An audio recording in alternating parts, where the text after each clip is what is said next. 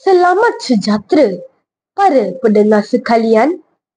Nama saya Enaros, anak perempuan Ernest Jonah Kumar. Saya berumur 12 tahun. Saya belajar di SJKT Durian Tunggal. Kod sekolah saya ialah MBD 0062. Hari ini kita akan menyelami sebuah kisah yang penuh dengan emosi, perjuangan dan harapan. Saya mulakan kisah ini dengan serangkap pantun. Dandelion putih ditiup angin, terbang jauh ke serata desa. Walau hidup penuh duri dan dingin, harapan ada, jangan berputus asa. Kisah ini mampu menyentuh hati, membangkitkan semangat dan mengajarkan kita tentang menerima ketentuan takdir. Inilah kisah Miss Dandelion. Penulisnya ialah Ejad 14 yang diterbitkan oleh Bukyut. Tidak pernah gagal, tidak pernah kalah, tidak pernah kecundang. Inilah Amna, seorang pelajar yang begitu sempurna dalam segala hal. Perfect and multi-talented, kata orang. Namun, kehidupan yang kita anggap sempurna itu tidak selalunya seindah yang disangka. Kehidupan Amna berubah sekelip mata apabila satu kejadian di dewan sekolah mencetuskan detik kejatuhan yang sukar untuk diterima. Tanpa diduga, dunia mula menguji dirinya satu demi satu. Amna hidup dalam pelbagai kejayaan, tetapi saat kesilapan pertama berlaku, dia sukar untuk menerimanya. Hatinya mulai rapuh, perasaan bersalah membelenggu. Dia menyakiti diri sendiri tanpa menyedari orang di sekelilingnya turut terluka. Keluarganya, sahabatnya, mereka semua berusaha membantunya. Tetapi, mampukah mereka mengembalikan Amna yang dulu?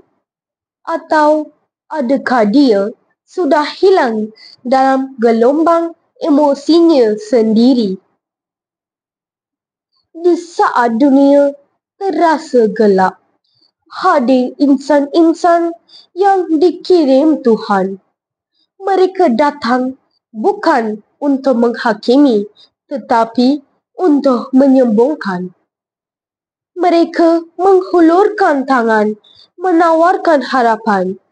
Namun, adakah Amna bersedia untuk menerimanya?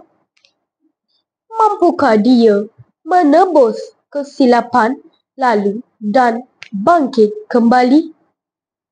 Adakah Dandelion yang melambangkan harapan itu mampu bertahan dalam ribut kehidupannya? Dalam novel ini, watak utama menghadapi cabaran dengan hati yang cekal, mengajarkan kita bahawa setiap ujian pasti ada jalan keluar. Hubungan antara watak-watak dalam cerita ini menunjukkan pentingnya sokongan moral dalam menghadapi dugaan hidup. Dandelion sebagai simbol harapan melambangkan impian yang boleh digapai jika kita berusaha dan tidak mudah berputus asa. Kenapa anda perlu membaca buku ini? ilustrasi yang sangat cantik dan menarik, sesuai untuk peminat novel grafik. Kisah yang menyentuh perasaan dan memberi inspirasi kepada pembaca. Syarat dengan nilai-nilai positif yang boleh dijadikan pengajaran dalam kehidupan. Miss Dandelion bukan sekadar kisah biasa. Ia mengajar kita bahawa dalam hidup, kesempurnaan bukanlah segalanya. Kadang-kala kita perlu menerima kelemahan, bangkit daripada kegagalan dan belajar untuk berdamai dengan diri sendiri.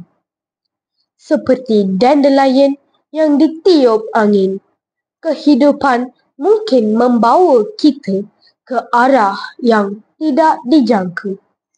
Tetapi setiap perjalanan itu punya makna tersendiri. Berdamailah dengan diri kau, Amnah. Berdamailah dengan takdir Tuhan. Kepada anda yang ingin menyelami kisah penuh inspirasi ini, jangan lepaskan peluang untuk membaca Miss Dandelion. Siapakah yang akan berjaya menyelamatkan Amnah dari dirinya sendiri? Apakah pengakhiran kisah ini? Jawapannya ada dalam buku ini. Terima kasih kerana bersama saya dalam perjalanan ini. Semoga kisah ini memberi inspirasi kepada kita semua.